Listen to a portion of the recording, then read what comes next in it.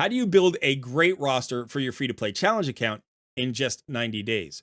Now, at this point, you've probably collected your Alice, plus your starter champion, your promo code champion, your download link champions, and then any champions you may have pulled from shards. But whatever your roster looks like today, this is the core group of champions that you're going to use for the early game and into the mid game. However, no roster is yet complete. We have 80 more days to supplement this group with new champions. And so for today's video, I put together a list of 12 sleeper epics that I think you should keep an eye out for, because I believe they could be highly influential in the outcome of this year's free-to-play challenge. I am Colred. This is Colred Plays Raid Shadow Legends. Let's get started.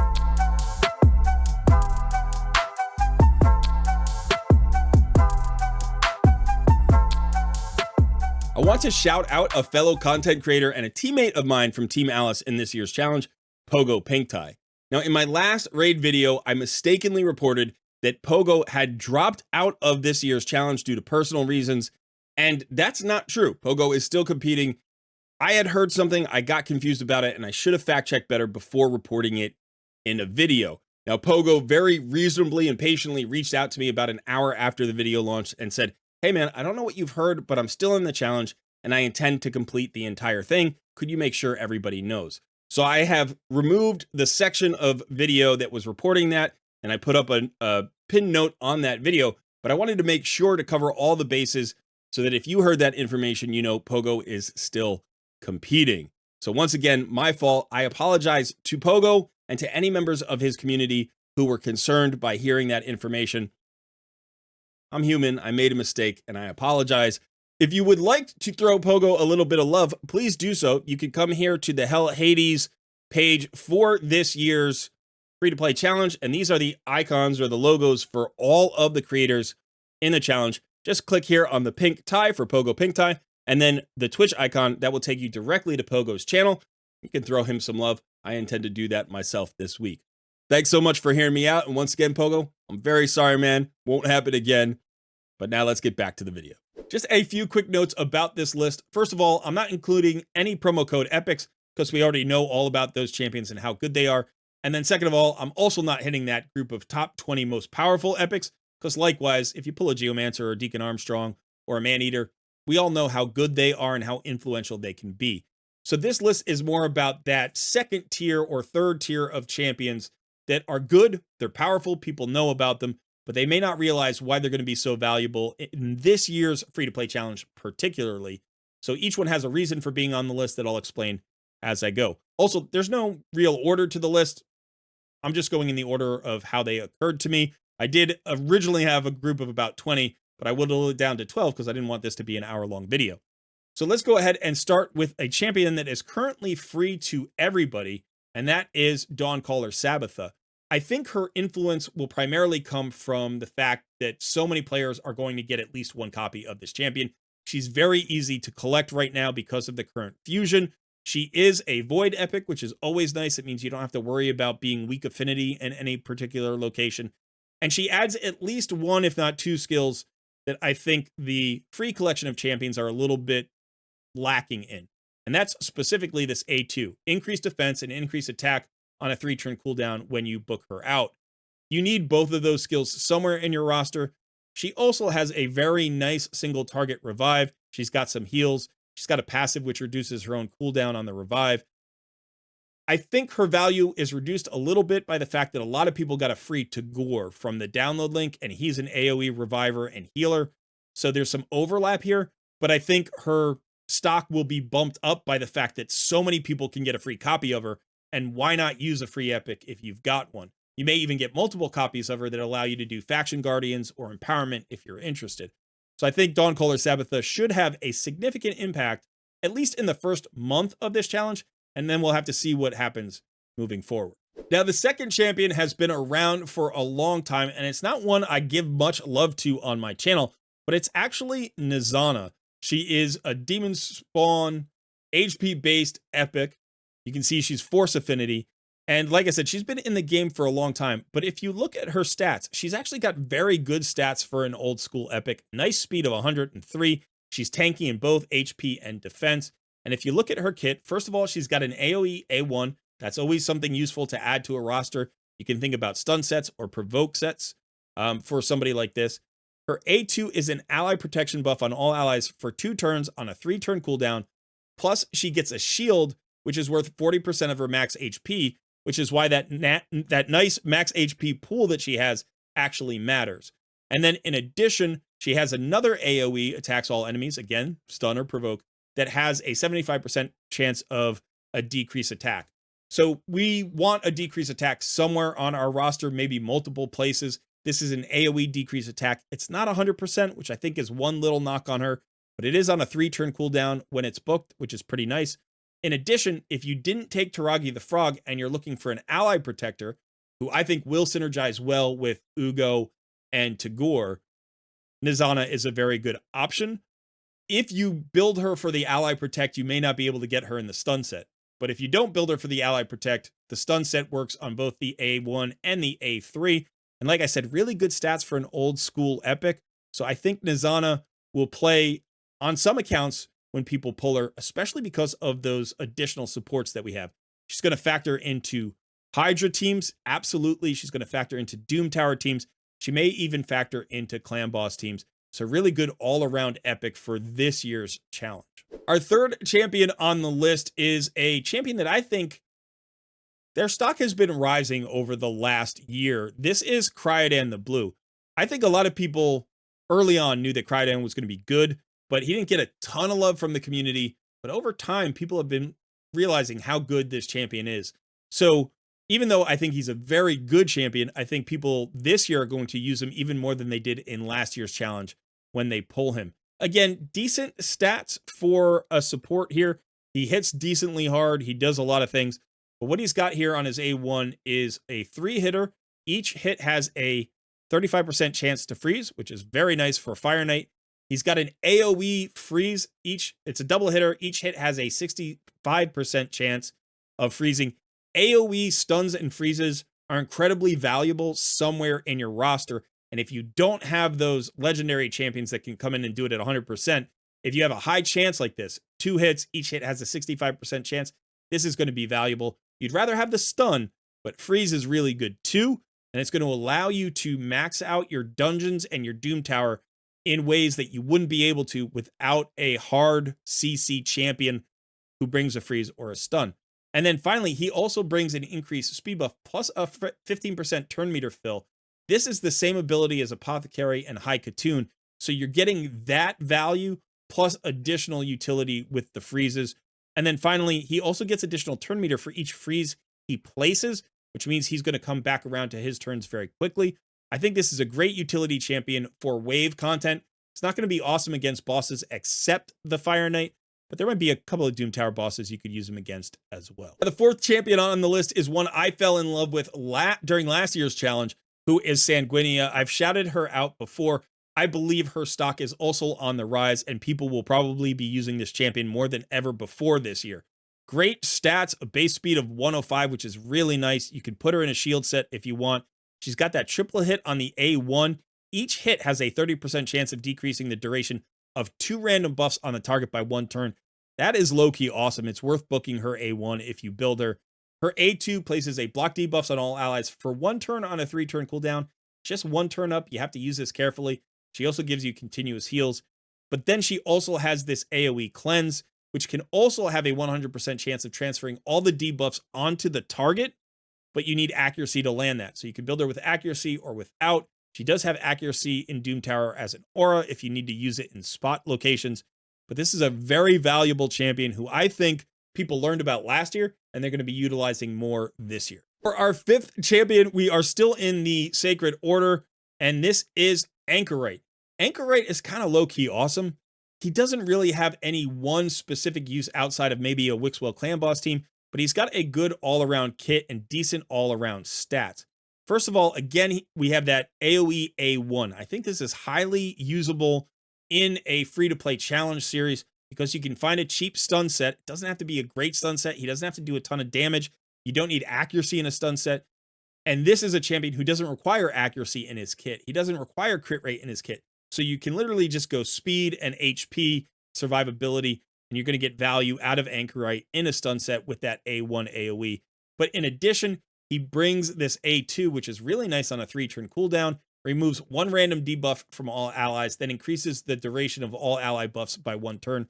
This is highly usable. Both halves of this skill are valuable. You can pair him with your Ugo to give you more buff cleansing, or you can even just use him on his own for something like a stun cleanser in Clan Boss.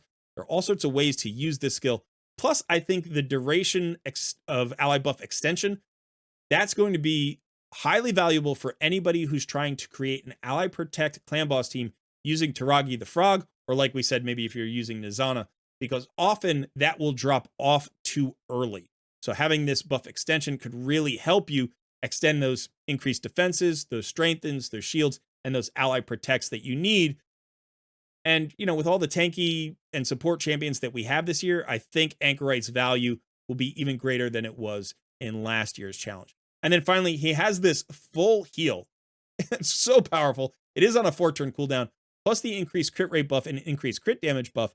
So if you put him in regular rotation in your teams, that's going to get you more damage with the crit damage buff, but it's also going to allow you to build champions with less crit rate, which is highly useful early game when you're struggling for gear. So I think Anchorite's going to be very valuable in this year's challenge. Now, we do have a couple of powerhouses on the list, and this one may feel like maybe she's not a sleeper, but I am talking about Rella. Now, Rella is incredibly powerful. She's got a great kit, triple hit on the A1 with turn meter decrease, triple hit on the A2 with decreased defense, weaken, and decreased speed. And then finally, she's got turn meter fill of 20% on her A3, plus an increased crit rate. I think that Rella has probably been undervalued for most of her existence, although she's been well regarded. I think for this year's challenge in particular, she's going to be valuable because we have several supports who you don't really want to take out of the team. So you need a debuffer who brings a lot at the same time. So for Fire Knight, absolutely she's God tier. But in addition, decreased defense, weaken, and decreased speed is really good for any boss fight, even if you don't need the decreased speed. You always want at least one champion with a good decreased speed, and this champion has it, plus the turn meter decrease. So you're going to use her in Spider. You're going to use her against Dragon, even though the decreased speed and the turn meter decrease don't work. It doesn't really matter. Plus that turn meter fill. We're lacking turn meter fill in our current group of supports, or at least the free supports that we got this year. So turn meter fill is really going to matter. We also don't have a speed aura. We're going to talk more about that later. But I think every single aspect of Rella's kit, from her stats to her skills to all of the effects, just make her maybe the best pull you could have early game this year. Or maybe one or two other champions. But like, if you were going to pull a Geomancer or Rella, I honestly think that's about a 50-50 call for this year's challenge. I know a lot of you are like, no, it's always Geo. But trust me, Rella's crazy strong. And I think a lot of people are going to be surprised at how well Rella teams do over the course of this 90 days. The 7th champion on my list is one I like to throw love at whenever I can, and that is Hassu from the Shadowkin. Now, I have talked about him before, and some people have objected because he does take something like 14 or 15 books. It's a whole lot of books here on Hassu. That being said, I think he synergizes perfectly with all of the free champions that we've gotten this year. So if you've pulled Taragi the Frog, you're really going to like Hassu because he pairs up really well with Taragi in all locations, but he also pairs well with Ugo and Tagore because he's got that increased defense that's going to help make those supports even better at their job. Plus, he brings you his own continuous heal, yet more healing, which is nice. And he's got an AoE decrease attack at an 80% chance to land, which is very high. It's not a 100% chance, but it's going to land frequently. That's going to make your team even more survivable. Plus, he's got an increased ally defense in all battles aura of 25%. So really good kit that synergizes well with the free champions that we've gotten, but he is a little bit expensive. So just keep that in mind if you pull a Hassu. I wouldn't stay away from him, but if you're running low on books, you might want to say, all right, I'm going to build him for faction crypts and just keep him there until I get a lot more books. That could be an option as well. The 8th champion on our list is one I don't mention all that frequently. That is Taron from the Demon Spawn faction. Now, Tarshan's got an unusual kit. He's an unusual looking dude. He's got an unusual kit. His stats are solid. He is a defensive based champion with a good defense pool of basically 1400 and speed of 100. His HP pool is a little bit low, so maybe not the target of your shield set, but otherwise he's relatively tanky. His A1 does have a chance of provoke, which is nice, 35% chance. The A2 is an AoE with a 100% chance weaken for 2 turns on a 3-turn cooldown.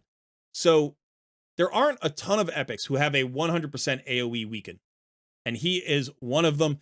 And in addition, he also has this increased defense and turn meter fill on all allies of 20%. This is on a 4-turn cooldown. So here's the thing. We need that increased defense in our roster. We don't have it currently. We need turn meter fill in our roster. We don't have it currently. We need AoE weaken in our roster. Currently, we don't have it. And then we need a provoke, and he brings that as well. So literally every skill that he's bringing is something that the free batch of champions that we've collected don't have. In addition, he has this passive that actually places a strengthen on himself whenever his HP drops below 50%. That's on a 4-turn cooldown. But you add the healer supports that we've got in terms of Tagore and Ugo and the revives. He's going to get this strengthened maybe even multiple times in a fight. He's very hard to kill off, especially surrounded by other supports. And he increases the damage that you do. He increases the speed that you go at. He increases your survivability.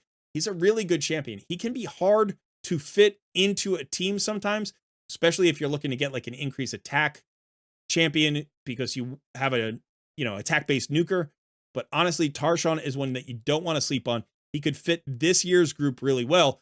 And there's another champion on this list he's going to pair with as well. And I'm going to talk about that when I get to her. Number 9 on the list is definitely a well-regarded champion, but usually only at the late game or end game. I've never really heard him talked about in the early game or mid game, and that is Neor.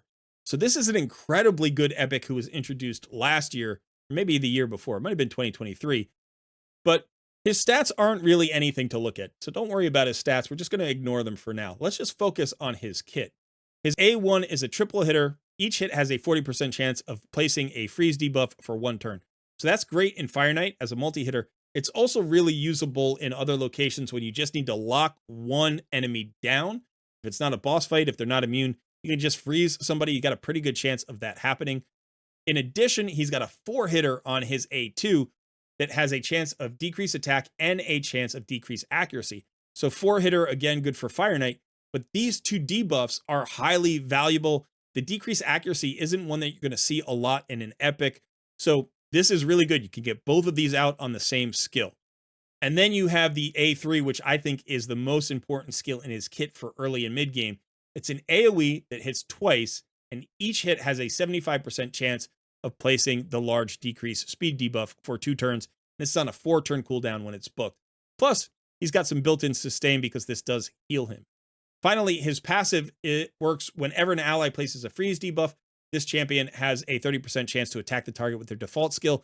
So if you're bringing in somebody like Cryodan, who we've already talked about, Neldor and Cryodan make a really nice team because Neldor will actually get these like additional attacks based on Cryodan's freezes. Remember, Cryodan has that high chance of freezing. But also, if you pull any other freeze champion, maybe even like a legendary like Shiramani, or if you get your Yakarl, I don't think you can get him in 90 days. I think he takes more than 90 days. But if you happen to have somebody like Yakarl, then Neldor would get even more value out of that. So really good champion, especially I think for that AoE slow. We're going to want that somewhere on our roster, and I think Neldor does a great job of bringing that, plus a really valuable kit in other ways. And the champion on this list, I'm going to call out somebody I have called out once or twice before, but I don't think people really realize how good this epic is because he looks so bad, and that is Yulfrig. So yeah, he looks like a common, he does, and don't get me wrong, he can be replaced by better champions later, but we are missing several things in our early game roster that he is bringing. One of the important ones is an all battles speed aura. This is 15%, which can get replaced by Haikatun at 30 days. But if you happen to get Ylfrig before that, he's really, really valuable also for this aura. But the rest of his kit is still good even after the 30-day mark. So his A1 has a 40% chance of decreased attack. That's good against all bosses. Any boss that you want to decrease attack, that's a helpful thing to have. He also has an AoE that has a 100% chance when booked of stealing 1 random buff from each enemy. There's a mini buff strip, but he gets the buffs, plus a continuous heal on all allies. That's a nice little additional support that scales well with Tagore and Ugo, who I'm thinking about as the free champions that most of us have. And then he's also got this A3, which is really why you want him. fills the turn meter of all allies by 15%, and then places an increased attack buff on all allies for 2 turns on a 4-turn cooldown. This makes him extremely valuable in arena, in classic arena, right? To give you that turn meter fill plus that increased attack. That's going to boost the value of your starter champion. It's going to boost the value of your Alice, especially in arena. And also if you have Wukong like I do, boosts his value as well. So you have the aura, you have the turn meter fill, you have the increased attack. All of those are useful in all content, especially wave content, but also boss content. And then you also have that decreased attack and the buff strip and the continuous heal. Just such a really good kit. He also removes all decreased attack debuffs from all allies at the start of his turn. So if you have him high in the turn order, but you're on a go second team, he will cleanse those decreased attacks from your arena nukers or, from your PvE nukers as well. I think that this guy has been around for a long time. I just think he's so underrated. And maybe I'm wrong. You can let me know what you think in the comments below. But I think anybody that pulls the Ulfrig is going to be pretty happy with him this year. For the second to last champion on the list, I'm going to mention somebody that's going to make YST very happy, I believe. And that is Old Ruckus. Now, Old Ruckus is a good champion who I don't think gets a lot of love, and for various reasons, because he's sort of an all-rounder. He does several things well, but nothing extremely well. Like he doesn't perfect anything, right? He's not a specialist. His stats are pretty mediocre. So when you first look at him, and he looks silly, I just think he kind of looks silly. You look at this champion, you don't think much about him. But again, he's bringing a lot of things we need for this year's challenge. First of all, again, we have that speed aura. In this case, it's dungeons, right? So it's not going to be usable everywhere, but it's good to have a dungeon aura. And this is 24%. So this is actually better than High Katoon's aura. So you're still going to use this in dungeons even after you get your High Katoon. His A1 is a triple hitter with a leech, great for Fire Knight. His A2 has a single target decrease speed, but also a pretty good chance. It looks like 80% chance of decreasing the target's turn meter by 30%. Highly usable against Spider, highly usable against Fire Knight once the shield is broken. So this is a very good skill for certain bosses that you're going to want also in Doom Tower. Even like Dark Fae, you could use this against Dark Fae. And then you have the A3, which is an AoE that has a 100% chance of decreased attack. We've already talked about decreased attack. You need it somewhere. And a heal reduction. That's a debuff we haven't seen anywhere else. And this can be usable in a lot of places. Very specifically, you would use this against the Spirit Potion Keep boss, right? Unfortunately, Old Ruckus is weak affinity, but it's still a 100% chance. So when you don't weak hit, you're going to land this. And that just makes farming the Potion Keep much, much easier if you have a heal reduction. But even it could be used against Amius, potentially like a normal level Amius if you happen to unlock it within your 90 days. So really good all-around kit. It's going to be usable in a lot of places. Covers a lot of the missing areas in our roster. Not a phenomenally strong champion, but a highly useful one for a free-to-play challenge of this type. Finally, we come to our 12th sleeper epic. And this one I actually think has also grown in estimation over the last couple of years. So you're definitely going to have heard about her before. But I think she could be one of the most influential epics in this year's challenge, and that is Morag Bronzelock. Now, there are a lot of reasons that I think this, but the very first reason, I guess, is because of something that has changed since last year's challenge, which is this Plarium Points program. So if you come in here, there is now a warm-up card that rewards you with Morag Bronzelock for free. And we will all get her within 90 days. I think if you just do the minimum amount in Plarium Play, it's going to be tougher if you're on mobile. But if you're on PC, I think you get 9 points a day. And we're about, looks like 700 points, not quite 700 points away from getting her. So we should get her before the end of the challenge. However, there may be some ways that we can speed this up a bit, ways we can get extra Plarium points without spending money, right? Sometimes there are rewards during events and tournaments, and I expect some of those to come our way. So people are going to get creative about trying to get Morag because she is freely available to everybody during this 90 days. But the earlier you get her, obviously, the better she's going to be for your account. Now, why is she so good? Well, if we take a look at her kit, first of all, I love ally attackers. Whoops, where is she? There she is. I love ally attackers. So she has this ally attack, teams up with 2 random allies to attack a single enemy. Those allies always use their default skills. And then this grants an extra turn if the enemy is killed. It's on a 4-turn cooldown. But this is great in Fire Knight because her A1 is a double hitter and she will join the attack. So you're always getting at least 4 hits on the Fire Knight's shield. Plus, this can just pump damage. It's great against clan boss. It's great against any boss. It can also be good against wave content if you pair her up with people who have powerful A1s. So we were talking about like Anchorite or somebody in a stun set who has an AoE A1. Now you've got Morag who can potentially empower those A1s and get more stuns out there or more debuffs or more damage. So I know it's not the perfect ally attack. You'd rather have Ferric in the Fat, but Morag's ally attack is still very good. In addition, her A2 hits decently hard. Plus, it places a strengthen buff on all allies for 2 turns. So this strengthen, I think, synergizes really well with the other supports, the tankiness of the free champions that we've gotten this year. Now, remember when I mentioned Taron, right? I said Taron, he gives you an increased defense and a turn meter fill on the same skill. And that synergizes really well with Morag Bronzelock because she is a defense-based champion and she hits decently hard. So her damage will be boosted by the increased defense. And then she's also got the turn meter fill. Plus, she's going to get tankier along with everybody else. Plus, you've got that AoE weaken from Taron you can get out there as well. And then finally, she's got a passive, so she counterattacks when she's hit under a strengthen buff. So she's got an ally attack and a counterattack, really good for places like clan boss. So I think she actually perfectly synergizes with the free champions we've gotten this year, plus potentially some of the other champions on this list.